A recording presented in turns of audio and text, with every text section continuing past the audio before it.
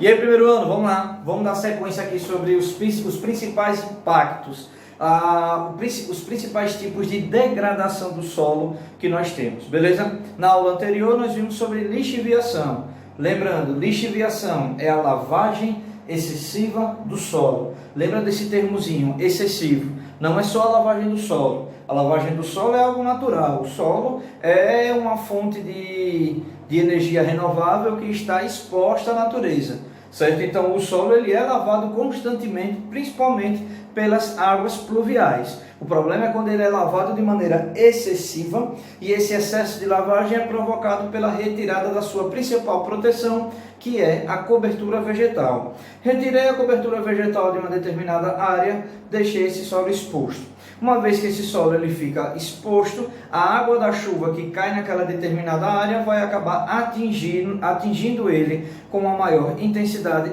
Ele vai absorver muito mais água do que o que deveria absorver naturalmente, e quando ele absorve água em excesso, essa água em excesso vai provocar uma intensificação da lavagem, e essa intensificação da lavagem da camada superficial do solo é a chamada lixiviação. Essa lavagem em excesso vai retirar os nutrientes que estão nas camadas mais superficiais do solo. Uma vez que eu retiro esses nutrientes das camadas superficiais, esse solo ele fica empobrecido e infértil, beleza? Nessa aula agora nós vamos ver um pouco sobre laterização. Primeira coisa que eu queria que vocês entendessem: laterização e lixiviação são fenômenos diferentes. Só que a laterização ela ocorre a partir de uma intensificação da lixiviação. A laterização, que é o que a gente vai ver agora, é como se fosse uma continuidade do problema provocado pela lixiviação. A lixiviação inicia, a laterização finaliza com o solo de vez. Mas vamos entender primeiro o que é essa laterização. De cara, no conceito a gente vai dizer o seguinte: é quando essa camada superficial do solo ela acaba ficando enrijecida, seca, e vai formar estruturas principalmente de ferro e estruturas de alumínio. Ou seja, vai formar uma crosta, uma camada rígida de ferro e de alumínio. Por que vai formar, Lima, essa camada rígida, essa camada mais forte de ferro e de alumínio? Vai formar por causa da junção de dois probleminhas aqui. Primeiro desses problemas, como eu já havia dito no começo da nossa aula, a lixiviação que vai ser intensificada nessas áreas. Vai ser uma lixiviação mais forte, mais constante.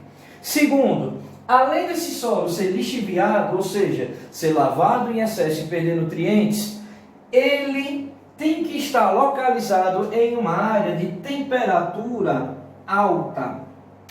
Espera aí, Lima, explique melhor isso aí que eu não estou entendendo. Vamos lá. O solo ele foi lixiviado, ele foi lavado em excesso e ele perdeu nutrientes. Tá pobrinho o bichinho, tá na beira da miséria, tá fazendo um cadastro lá no auxílio emergencial do governo. Não tem nutriente nenhum. Beleza. Depois, além disso, além de ficar pobre, de ficar exposto, perder os nutrientes porque foi lixiviado, esse solo ele está situado em um lugar onde tem temperaturas altas. Lima, qual seria esse lugar? A faixa intertropical, ou seja, o solo está localizado em uma área entre os trópicos de Câncer e o trópico de Capricórnio, ou seja, muito quente. Aí eu somo solo que está pobre porque foi lixiviado, perdeu nutrientes, e ainda por cima o pestinha está exposto a altas temperaturas direto, quente pra caramba no lugar onde ele está. O que é que vai acontecer? Aí a gente volta para o começo, ó. A camada superficial desse solo vai começar a enrijecer, vai formar uma crosta rígida nessa camada, dura. Crosta de quê? De alumínio e de ferro. A formação dessas crostas, que é resultado, de novo, da lixiviação mais o calor intenso da área onde está localizada, é que vai ser chamado de laterização. Por que laterização? Vai derivar desse termo aqui, ó, lateritus, later, esse radical later, ele vem do latim, ele quer dizer tijolo, beleza? É como se o solo formasse camadas de pequenos tijolos em sua superfície, ele começa a ficar duro, rígido, placas rochosas começam a surgir naquela superfície. Tá ali, mas o solo, ele estava lá, ó, exposto à lixiviação intensa. No lugar onde ele estava era muito quente, ele estava suscetível a altas temperaturas. ele acabou laterizando, formou os blocos lá, ó, os lateritos, os tijolos de ferro e de alumínio na sua superfície. E aí qual é o problema? O problema é simples, rápido e direto para vocês entenderem. Perdeu o solo, certo? Morreu, acabou, fim de linha. Não tem como ele se tornar mais produtivo ali de jeito nenhum, porque ele vai formar aqueles blocões imensos de rochas, muito rígido. Então, se eu quiser plantar qualquer coisa ali, eu não vou conseguir. Se eu conseguir plantar alguma coisa ali, não vai germinar, não vai nascer. Por quê? Ele já tinha perdido os nutrientes por causa da lixiviação que tinha sido intensa. E agora ele acabou perdendo capacidade produtiva porque ele ficou rígido. Formou uma crosta extremamente rígida na sua superfície. E ele não está mais produtivo.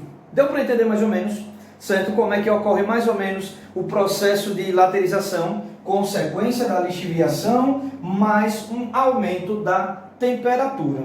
E o que é que acaba contribuindo, Lima, para que esse processo aconteça?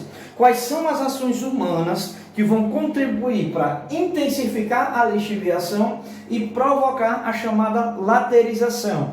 Os principais estão aqui, ó. Primeiro, desmatamento. Lembra disso, é clichê. Retirou a cobertura vegetal, arrombou com o solo, lascou com o solo. Ele acabou ficando improdutivo, ele fica exposto, na verdade, aos agentes intempéricos e erosivos.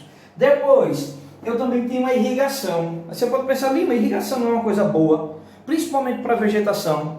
Não tem que ser irrigada a planta para poder ser produtiva? Tem. Só que quando a irrigação ela é provocada de maneira intensa, ela é usada de maneira intensa, ela vai acabar lixiviando o solo. Muita água naquele solo para poder produzir. Aquela muita água lava o solo, tira os nutrientes, deixa o solo pobre. Se tiver num lugar de altas temperaturas, aquela lixiviação vai resultar numa laterização.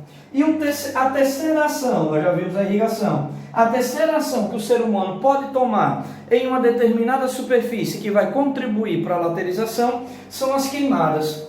Toda vez que um agricultor ele decide queimar uma determinada lavoura que ele já fez a colheita para poder plantar uma nova, a ação do fogo ali também vai acabar ajudando para retirar os nutrientes do solo, empobrecendo o solo, deixando ele exposto aos agentes intempéricos e erosivos.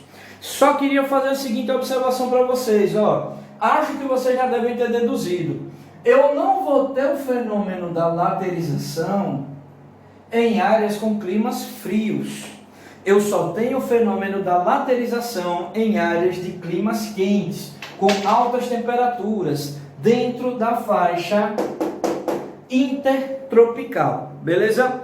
Nas próximas videoaulas a gente vai ver alguns outros problemas, como o assoreamento, a erosão e a própria contaminação do solo, beleza? Até a próxima videoaula, um abraço.